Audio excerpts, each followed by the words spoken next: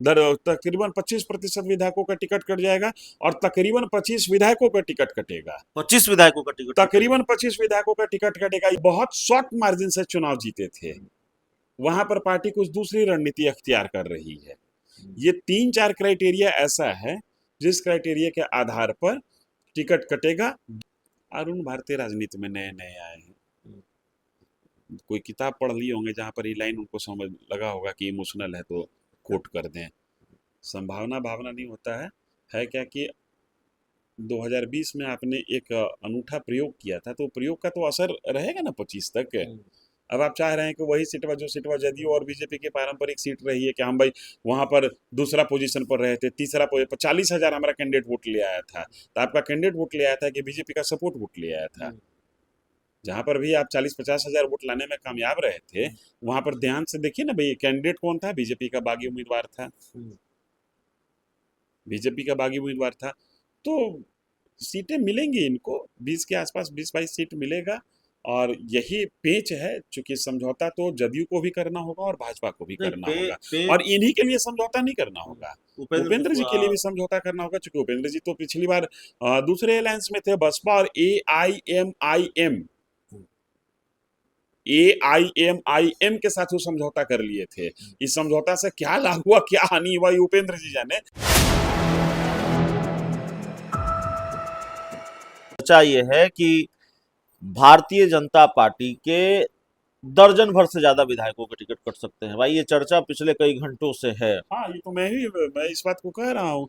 तकरीबन 25% विधायकों का टिकट कट जाएगा और तकरीबन 25 विधायकों का टिकट कटेगा। 25 विधायकों का टिकट तकरीबन 25 विधायकों का टिकट कटेगा। इसकी क्राइटेरिया मैं आपको बता दे रहा हूँ। पहला क्राइटेरिया ये है, जो 72-75 की उम्र पहुंच चुके हैं उनका टिकट कट जाएगा।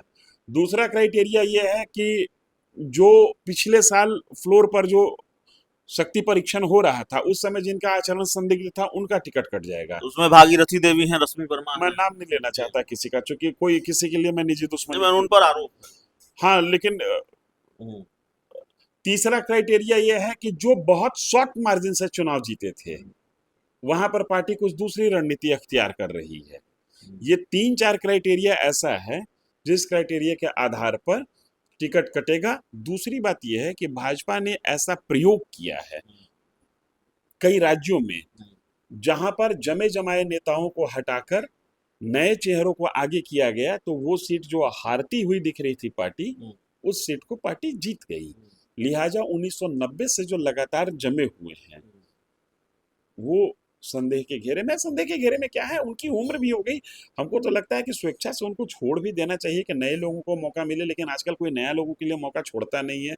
अपने बच्चों के लिए छोड़ता है तो ठीक है, बच्चा के लिए ही सही छोड़ दीजिए, लेकिन टिकट 25% से लेकर 25 की संख्या में टिकट कट सकता है। टिकट कट सकता है। हाँ, ऐसे लोगों का भी टिकट कटेगा जो चुनाव जीतने में नाकाम रहे थे, लेकिन लगता था कि नहीं, इस बार पार्टी टिकट देगी तो हम चुनाव जीत जाएंगे, जैसे बहुत कम मार्जिन से चुनाव जीते हों, हारे हों। पार्टी वहां भी कुछ रणनीति अलग तरीके से अपनाने की कोशिश करेगी। जहां मतलब चिराग पासवान को भारतीय जनता पार्टी कैसे एडजस्ट करेगी? कल अरुण भारती ने सीटों को लेकर फिर कहा है, जहां कार्यकर्ताओं की भावनाएं वहां संभावनाएं। अरुण भारतीय राजनीति में नए नए आए हैं, कोई किताब पढ़ लिए होंगे जहां पर ये लाइन उनको समझ लगा होगा कि इमोशनल है तो कोट कर दें। संभावना भावना नहीं होता है क्या कि 2020 में आपने एक अनूठा प्रयोग किया था, तो प्रयोग का तो असर रहेगा ना 25 तक। अब आप चाह रहे हैं कि वही सीटवा जो सीटवा जदयू और बीजेपी की पारंपरिक सीट रही है कि हम भाई वहां पर दूसरा पोजीशन पर रहे थे, तीसरा 40,000 हमारा कैंडिडेट वोट ले आया था, तो आपका कैंडिडेट वोट ले आया था कि बीजेपी का सपोर्ट वोट ले आया था। जहां पर भी आप 40-50 हजार वोट लाने में कामयाब रहे थे, वहां पर ध्यान से देखिए ना भाई, कैंडिडेट कौन था? बीजेपी का बागी उम्मीदवार था। बीजेपी का बागी उम्मीदवार था। तो सीटें मिलेंगी इनको 20 के आसपास, 20-22 सीट मिलेगा। और यही पेच है, चूंकि समझौता तो जदयू को भी करना होगा और भाजपा को भी नहीं, करना होगा, और इन्हीं के लिए समझौता नहीं करना होगा, उपेंद्र जी के लिए भी समझौता करना होगा। चूंकि उपेंद्र जी तो पिछली बार दूसरे अलायंस में थे, बसपा और ए आई एम के साथ वो समझौता कर लिए थे। इस समझौता से क्या लाभ हुआ, क्या हानि हुआ, ये उपेंद्र जी जाने। लेकिन आप इस अलायंस में थे नहीं, आज इस अलायंस से आपको सीट चाहिए, तो इस अलायंस के जो पुराने प्लेयर हैं, जो उस उन सीटों से जीतते हारते रहे हैं, अब वो आपके साथ कैसे एडजस्ट करते हैं, ये पेच एक बड़ा पेच है। नहीं पे कुल मिलाकर 20 माने 30 सीट पर एनडीए में पेच है। हमको कौन सी सीटें मिलेंगी, ये बहुत बड़ा पेच नहीं है। नहीं हमको कौन सीटें मिलेंगी, लेकिन पेच सुलझेगा कैसे जब जीतन राम मांझी को सिर्फ ये अंदेशा हो जा रहा है कि चिराग पासवान बरबीघा की सीट मांग रहे हैं, या एक खबर आ जाती है कि भाई बरबीघा चाहिए, तो जीतन राम मांझी के हमलावर हो जाते हैं चिराग पासवान। वो कहते हैं इस पर नजर मत रखिए, ये छोड़ दीजिए, हमारी सीट है। सीटवा 243 है ना भाई।